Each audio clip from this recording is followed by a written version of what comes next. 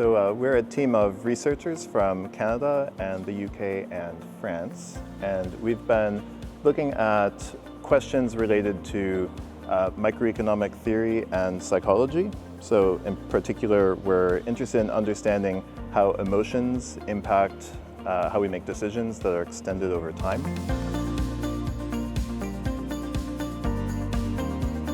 So getting together here, I think, provided us with the appropriate environment to discuss about all these things. It was very important to meet everyone in the team and other people from the UM6B University.